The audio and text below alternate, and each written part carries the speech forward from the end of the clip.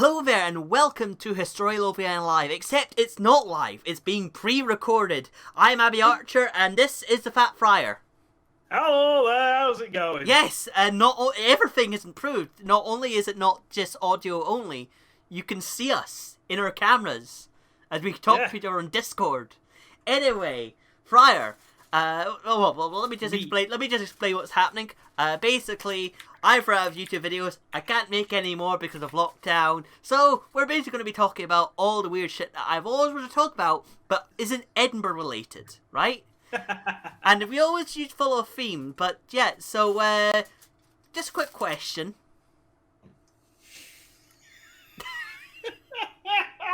Can you guess what today's theme is? Oh, I wonder. Are we possibly talking about absolutely insane conspiracy theories? Yes, yes we are. We are talking about conspiracy theories today. And here's the thing. I do not have a tinfoil hat. Yeah, I wish I could have warned.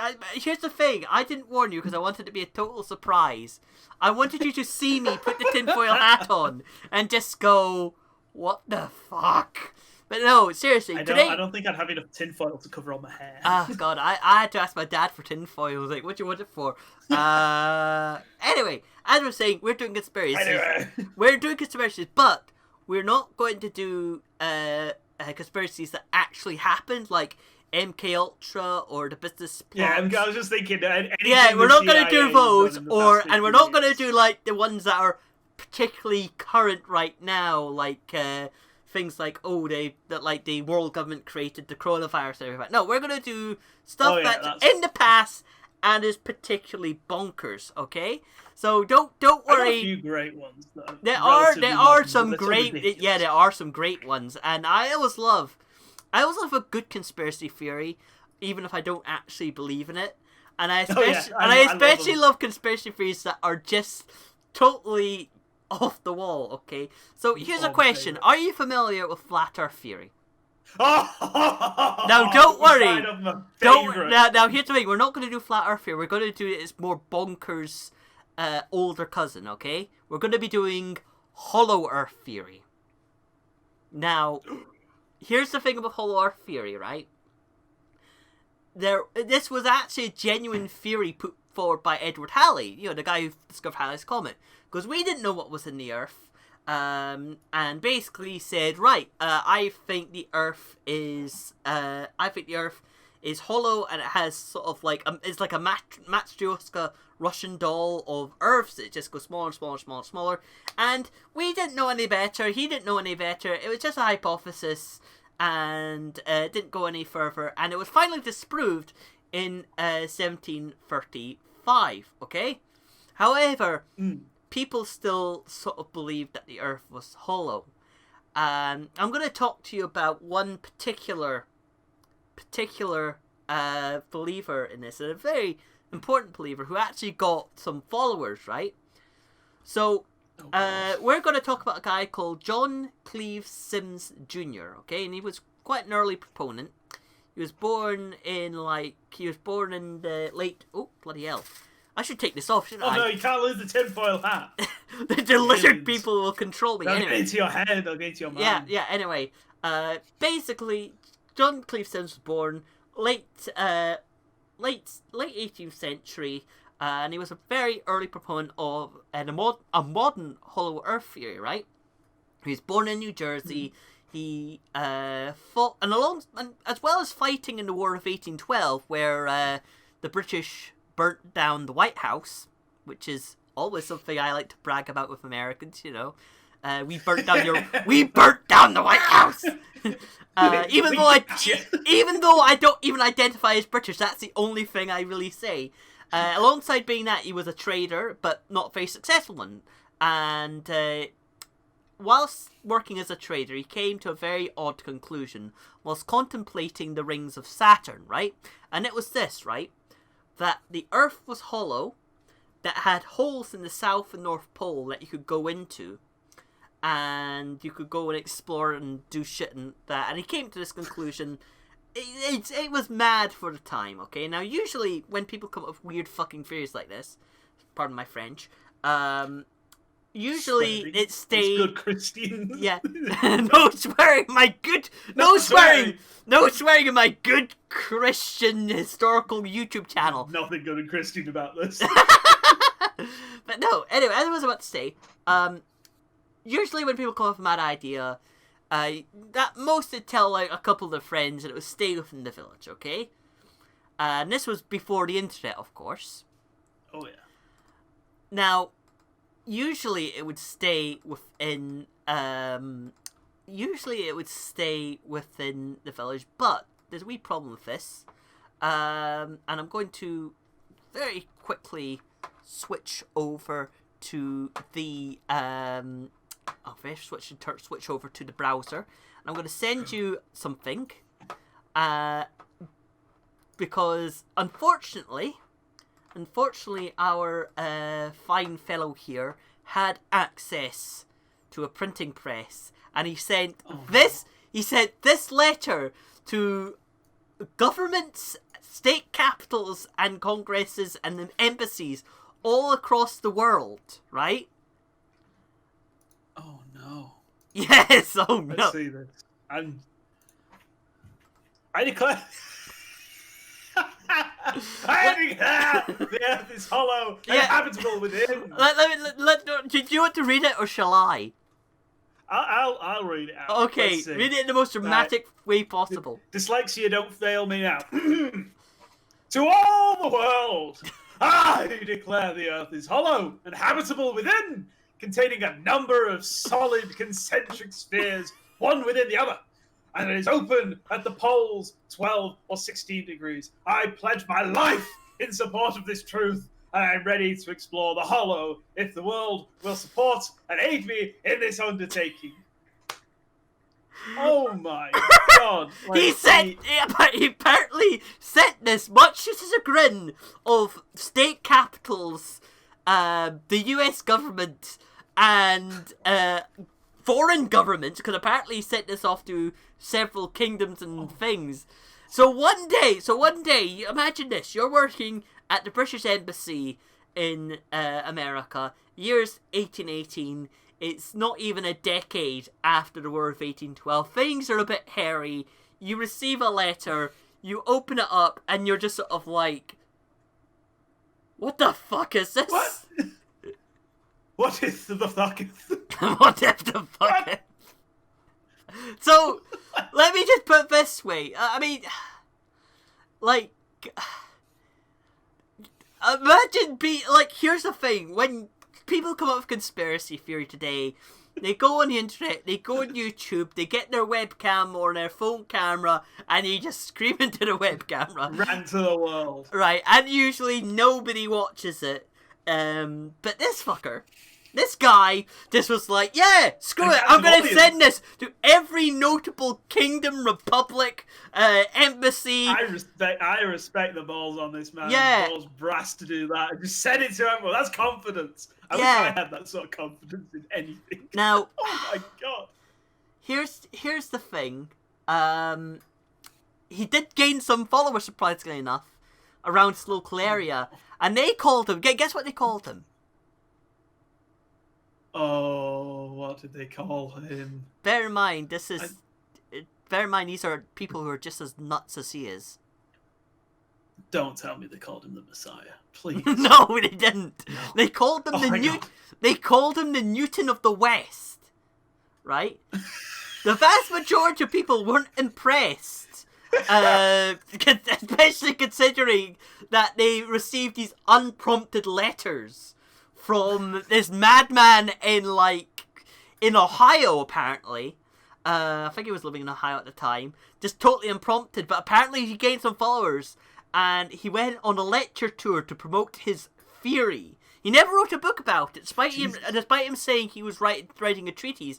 But he did have followers who did actually write a book, and one of his followers was a newspaper editor named J.N. Reynolds, right?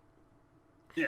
And this newspaper editor was one of the guys who sort of published a book that inspired Moby Dick. So that was as famous as it got, okay? and apparently his son was into it as well. Because what happened is, right, he died in 1829, okay? And apparently the town where he died has a memorial to him with a model of his sort of hollow earth on it, which was set up by his son. But as far as I know, the John Cleeveson Jr. thing sort of died out with him. But here's the thing, it did actually have an effect on science fiction, because a lot of early science fiction did feature a lot about the hollow earth and people living within the earth and stuff like that, and dinosaurs. Yeah, I've that's quite a well-known trope these days. That's where it came from. That's where it came from. It came from these conspiracy theorists who were like proto-flat earthers who believed the earth was hollow. I love flat earthers. Flat earthers is kind of like Christianity in the Industrial Revolution, where when they try and prove that their belief is true, and then they accidentally prove themselves wrong, so they just change what the belief is. Yeah. My favorite thing about flat Earth is because the thing is, gravity is something we can prove. Yeah. And so because gravity exists, it means the Earth is a sphere. So in the flat Earth conspiracy theory, gravity doesn't exist. Yeah. Things just fall down. Yeah. Because if they prove that gravity is real, of course it creates a globe. Yeah. So flat Earthers believe that there is no such thing as gravity. Things just fall down. No. I know what you're talking about here. They don't believe that things just fall down. They believe that the Earth is flat and is accelerating upwards in thrust gravity. That's what it is. Yeah, that's basically what it is. Apparently, I actually had, because I used to watch this video series debunking flat earthers, and apparently that was the thing. But here's the thing: there are actually some modern day examples of hollow earthers, apparently, but it's not as popular as flat Earth or any of the other conspiracies, thankfully. But one person was a guy called Walter Siegmeister. I think that's how Walter Siegmeister, right? And now he was a general wool merchant, okay? But one of the things he believed was that the Earth was hollow, and that's where UFOs came from. So it's just combining two crazy. You're just crying. You're just there crying. It's just like taking two absolutely batshit things, just going. Let's just add them together. That makes. Listen, my favorite conspiracy. One of my favorite conspiracies are just things that combine two absolutely crazy things. But here's the thing: there are for Hollow Earth believers, there are actually people who believe this and believe that there are entrances into the Hollow Earth, right? And various locations include, an entrance in Montreal, Paris, Hangzhou in China, the Amazon, and where do you think the last one is, apparently? It's got to be either the Arctic or the Antarctic. Nope, it's Staffordshire. Just randomly. Do you want to know something? Interesting thing in Staffordshire. Yeah, here's the thing. I love how in the list they just exotic, well-known places like Montreal, Paris, Hangzhou, the Amazon, and Staffordshire. Staffordshire. It could get more sort of anticlimactic if they just went Paisley. Honestly. It's a bit like listing off glorious cities like New York, San Francisco, Tokyo, Mumbai, and Paisley. Because here's the thing, bro. Here's the thing. If the Earth was hollow and there was a hole in the Earth somewhere in the Arctic, they would have found it by now. Especially under John Cleeveson Jr.'s whole idea, because he believed that holes were big, like the Antarctic. Massive. Yeah, massive. You'd be able to spot it from space. But Jesus. Yeah, I mean, listen. At least they believe the Earth is round. Yeah, I gotta give them credit that the Earth is actually round. I hate flat Earthers. does. So I mean, but then again, it is a little bit like how God, who's that guy? John Hamm, the creationist, makes fun of flat earthers for believing the Earth is flat, which is just impressive. Anyway, shall we move on to the next topic? Go on. Right, so this is a big one, and it has several bits of it, and it's somehow less mad, although still pretty mad, right? It's pseudo-history, okay? And pseudo-history is something that really pisses me off. Yeah. Have you ever seen that thing called, that video by that guy called Spirit Science? And it's this sort of like nothing but really weird pseudo-history about Atlantis, Lemuria. Yeah. And then it says that Jesus was born through like spirit sex or something like that. I watched that when I first started university, and I couldn't finish it without screaming at the screen, because it's like, no! Like, aliens built Stonehenge. Oh, God. Aliens built... You know, like, how did they get the stone for the pyramids? They used water. Yeah. Like, that's the conspiracy theory, they used water. Yeah, basically. But anyway, as pseudo-history pisses me off to no end, because it's either mad, or it's either mad, racist, or it's mad and racist. You know, because here's the thing about like take the whole, you know, pyramids built. The pyramids were built by aliens. The reason why people believe it, and they won't say it, is because they believe that an African civilization couldn't build the pyramids. Well, bullshit. Yeah. You know, and they believe the same thing with Stonehenge, because the ancient Celts were primitives. They couldn't have built it. You know, it's like, yes, they could. I mean, they've done. Celts were smart. Yeah, they were smart. Like, they were there. They didn't. You know, they weren't living. They weren't like living like the Flintstones, but they were smart. So, but let's continue on to like so. Now, like the most famous pseudo-historical thing is the phantom time hypothesis. That states that sometime around 1614, the Holy Roman Empire, Pope, and Byzantine Empire all got together and decided to convince everyone that the year was 1000 AD. So the Holy Roman Empire and the Pope could say, "Oh, we were Pope and Emperor during 1000 AD, this special number." And the problem, and I'm not going to deal, and this is the most famous one because some people actually do believe this, sadly.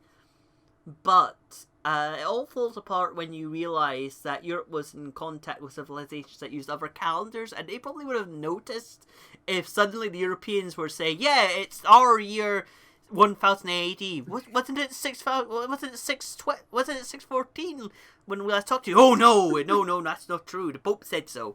You know, and they probably would have noticed something. Someone from there, at least, would have made a comment like, "What the fuck are the Europeans up to?" The European... What the fuck? The Europeans are up to bullshit again. Alas, poor Yorick, the Europeans are on it again. Like, you know, that's sort of like, I find funny, but yeah, so, yeah, the Phantom Time hypothesis is the most famous one, but it's not the totally craziest one, because at least it's not got like whole linkage to it. Because have you ever heard of the 1421 conspiracy? I have not. Right, let me explain it to you. So it all starts with basically it all starts with a retired naval officer called Gavin Menzies, or Menzies. I don't know how you pronounce it. And basically, he wrote a book, despite having no historical knowledge or anything like that, claimed that Zheng He, the famous Chinese explorer, discovered America and circumnavigated the globe, right? Yeah. And it's gained a massive following. It's considered bunked by almost everyone, but has a massive following and people have run with it, right? And it spawned a whole load of very historical, very weird sort of claims, like, and I'll get to some of the claims that I've encountered personally whilst working for the National Trust for Scotland. Oh, that's a story for another time. But basically, that's another time, yeah, but one branch of the 1421, pardon me, the 1421 conspiracy is that the Apache speak a form of Chinese, or the Apache language for Chinese, which falls apart when you actually look at Apache and look at Chinese and realize they're nothing like each other. They're nothing alike. And also, the Apache don't even live near the Pacific. They live inland in New Mexico and part of Texas and Arizona. So, generally, it's bunk. But the reason why I bring this conspiracy up, because I've actually had a bit of experience with this conspiracy theory. So, I worked for National Trust for Scotland. And I was doing archive work for the Gardens Department, right? And so, basically, my job was to make a timeline of the gardens, right? And I was at a section where I could look through the archives. And I was looking for the archives for Broddick Castle in Arran. And I found a letter. And we were hot desking, and I had two other people out there, and I was just sort of reading it and going, you should read this letter, it's really weird. And basically, it was from one of the guys who lived in 1421 rather. That was a bit of a weird day. 1421. And here's basically what it said. It claimed that there could be a Chinese shipwreck of Arran, and that the Roman Empire used slaves imported from China. And as far as I know, this letter was sent totally unprompted and totally out of the blue to Broddick Castle, with no evidence whatsoever. It just, and it could be a Chinese shipwreck. Have you checked? You know, the Romans used Chinese slaves, which is bunk, because although Rome and China knew each other existed, they had very limited contact. And that's mainly because of the Persians. Because the Persians' big nightmare is that Rome and China became friends and ganged up on them. Oh no, that's not a good idea. Yeah, so that's basically it. And I just handed this letter to two other guys. It was a French guy and a girl from Hong Kong. And we all just read it and it was just like, what the f*** is this? What? Why would somebody said this? And it's one of only two documents from the archive. One I can't mention for legal reasons. The other one is this letter that just stuck in my head. And if you're from the National Trust of Scotland and you think what I'm doing is sort of legal, I apologise, but I don't think anyone's going to do any fraud from a letter from a madman. Screaming at people working at Broddick Castle that there might be a Chinese junk off Arran. That's mental. That is mental, but there are actually other quite interesting ones. Like, there are several conspiracy theories. Like, we know roughly the first person to land in North America from Europe in modern times, well, relative modern times, is Leif Erikson, okay? Yeah. We mostly know of that, but there are actually, like, legends that, X group came to America before Columbus and settled. There's one about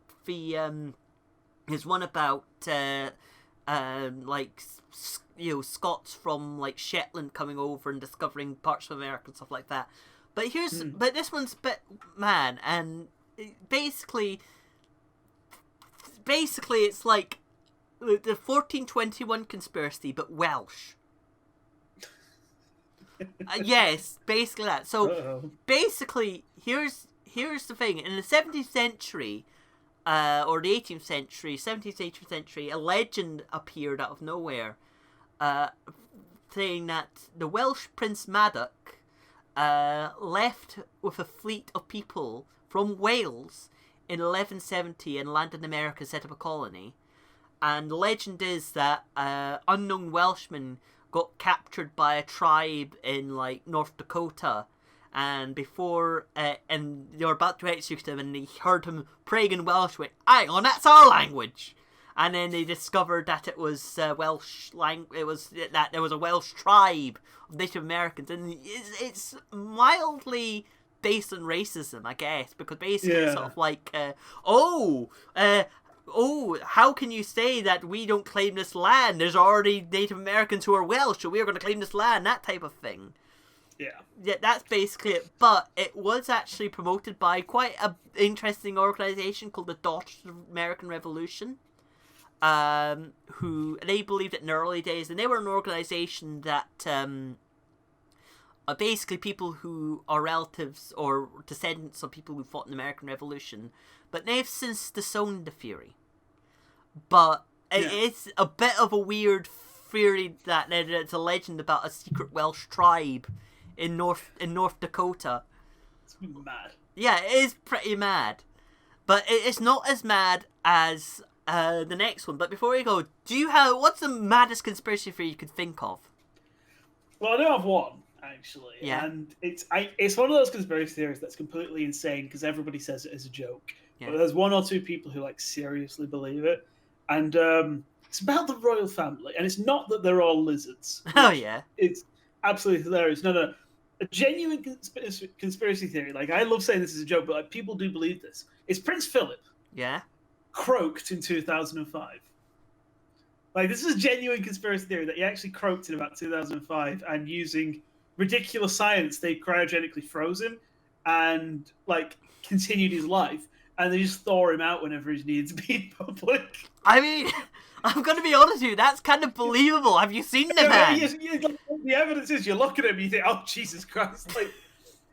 Prince Philip looks like a man who has been on 1 HP for the past 5 years. If he stubs his toe once, he's gone. Yeah, but I'm going to be honest with you. Prince Philip, here's the thing, usually with 100-year-olds or near 100 years old, they look relatively healthy, if you know what I mean. Yeah. They could pass for 80. Prince Philip looks every inch his... He already looks like a fossil. He looks like something that might be in the British Museum. Here's the thing. Oh, bloody hell.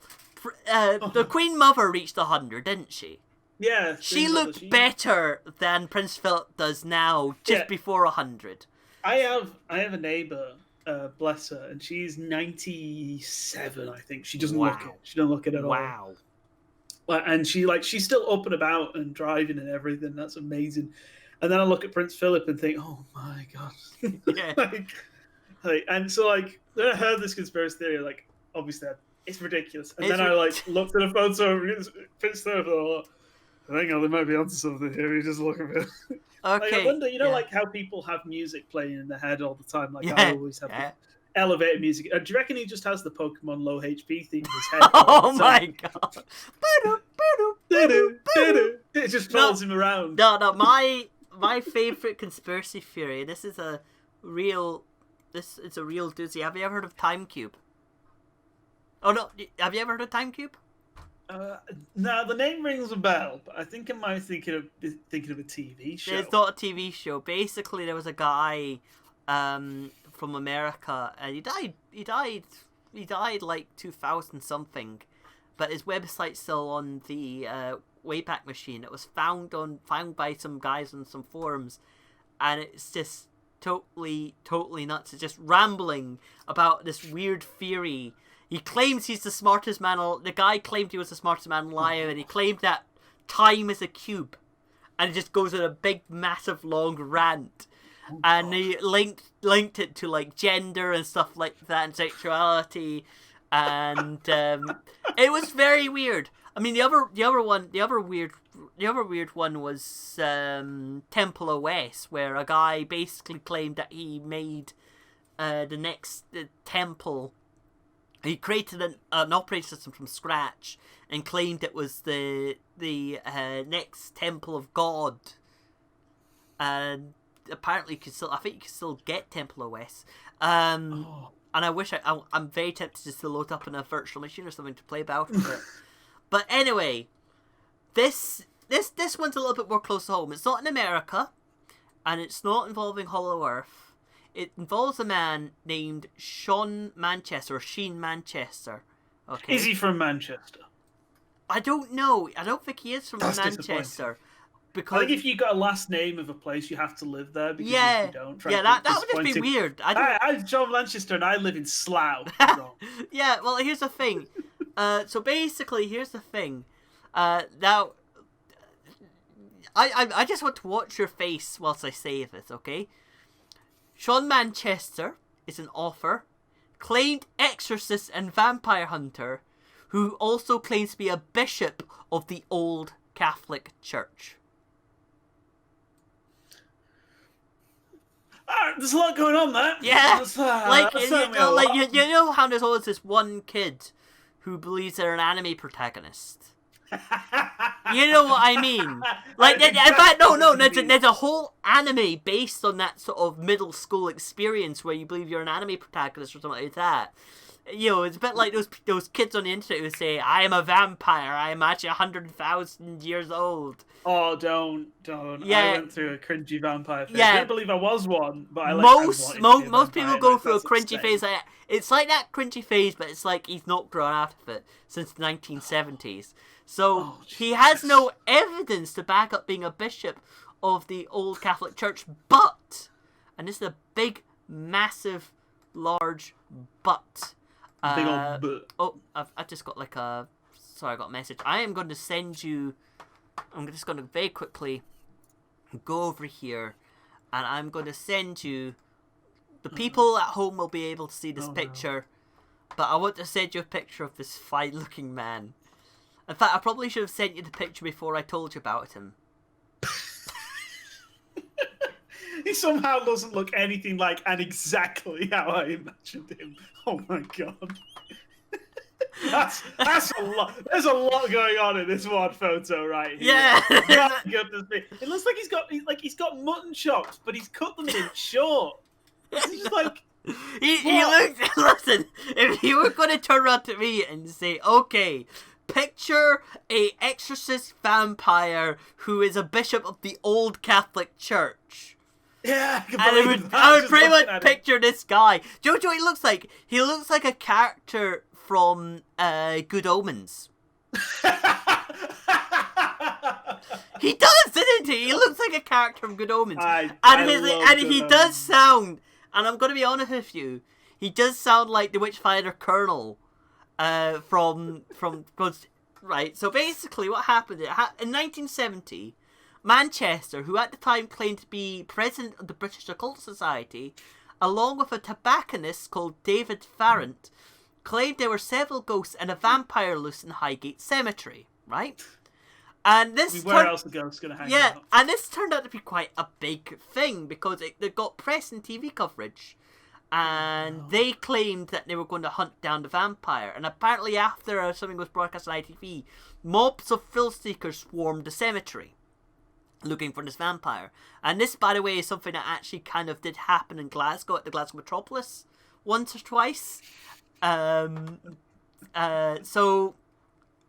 in 1985, he released a book called The Highgate Vampire, where he claimed that he found the vampire, witnessed it turning into a giant spider, and killed it with a stake for the heart, and burnt it with gasoline, okay? But his rival, David Farrant, also claimed he killed the vampire, and they got into a little bit of an argument.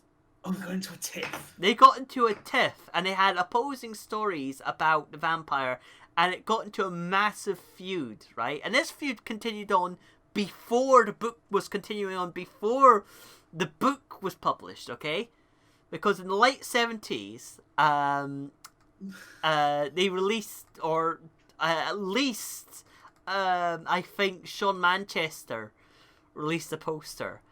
And I'm going to send it to you before I actually switch over to the image for the people at home.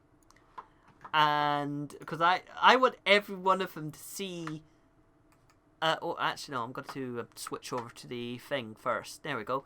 I want to see your reaction to this because it's a lot. Okay, prepare yourself. It's loading. Is it loaded for you? It has. Oh god.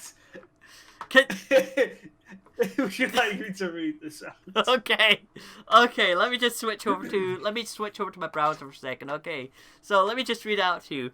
A personal vendetta of the years becomes a duel to the death between Manchester, Grand Master of the Occult, and Farrant, High Priest of Witchcraft. Locked in murderous absurdity, Britain's most infamous magicians intend to resolve their feud to the death at Queenswood Highgate, 18th of August 1978. And do you want to know what's worse? Do you know what's better about it? It's very obviously made by Manchester. Because there's a picture claimed to be Manchester. And there's Farrant.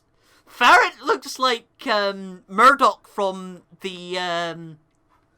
Farrant, by the way, just looks like Murdoch from the Gorillas. Whilst Manchester looks like it's so 1970s. Yeah. Like, look at that chest hair. God. He looks like the protagonist of a blaxploitation martial arts film. No, specifically, he looks like the merchandise doll. He does. He looks like a goddamn doll. I refuse to believe that is Sean Manchester there. I think he just cut like an image from a thing and just photocopied it, because that's how it. Do you know what it looks like? Do you know how sometimes you get like these memes and it's like obvious Plant does this, but lots of other people do it, and they like put up posters and take photographs of him, and they're always something like really weird, like, I will sing for you, I will pay you to sing for me to sing to you, or have you seen this dog? This dog has committed many crimes. It's like that, the 1970s. Oh my god, that's incredible. That's a sight to behold. Yeah, like I need to know, did they actually fight and did anyone die? No. And I don't know, because apparently there were several duels, some of which with pistols and some of it with magic. Well, no, I'm sorry, how the hell are you supposed to have a magic duel? I'm not even joking. Apparently there were 2 duels. Apparently there were multiple duels between these people. Some of them involved pistols, some of them involved swords, because it was a duel. Oh, class, a duel. Some involved magic. Like, these 2 people had magic duels in the 1970s. Oh my god. I can't. That's incredible. Yeah, and so apparently this happened in the late 70s and they publicly advertised them. And for some... Now, here's the thing. This was back in the 70s, but he apparently... He is still around, or was still around up until very recently. You know, and apparently in the 80s, he started claiming that he was a bishop of the old Catholic Church, right? Started dressing up as a bishop. Now, bear in mind, the old Catholicism does exist, but he's provided absolutely no evidence that he is a member of the old Catholic Church. He just bought robes somewhere, bought a purple hat, and started calling himself a bishop of the cardboard under the collar. Yeah, he just decided to call himself a bishop. So let's just go through this. Let's just go through this man, okay? He claims to be a bishop who's an exorcist and a vampire hunter who had magic duels with another guy. And by the way, David Farron, I actually had a quick look at him. Apparently he went to prison for some reason. I think it was because he was doing shit in Highgate Cemetery. Yeah. Yeah, and he went for prison for that. But apparently this guy exists. Now, here's the thing. In 2013, a design student who was also had the second name Manchester, but we don't think he was related. We don't know if he was related or not. Declared that he was planning on making a video game called The Bishop, based on Bishop Manchester's vampire hunting activity, where the main character would hunt down the head vampire at Highgate Cemetery. Now, the game was never finished. Oh. So, we will never play this magnificent game. I wish we could. I would play the hell out of it. I would stream it on Twitch, because it's all very... It's just weird, isn't it? Mad. I mean, you do get some mad people out there. Like, David Icke's the most infamous one. For some reason, David Icke played Wembley Stadium. Did you know that? No. He filled out Waverley Stadium.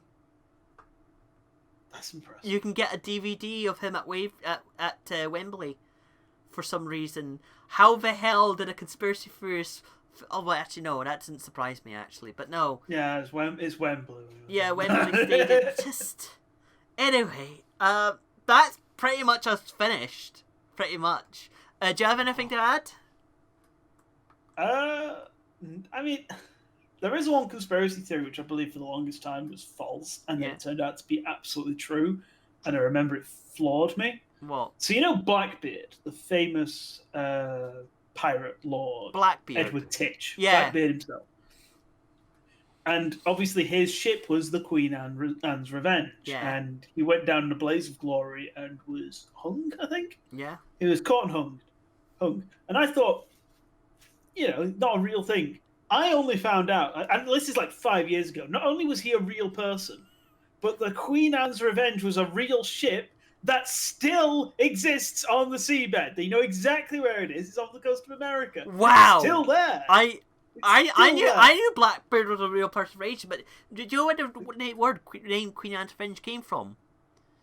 Didn't he steal it from the Queen's, like... No, actually. Basically, he was a big fan of Queen Anne, and he didn't believe that the Georgians who took over from Queen Anne had the right to be the monarchs. So he named the ship Queen Anne's Revenge. So it was sort of like, screw you, Britain! Because apparently that's a thing.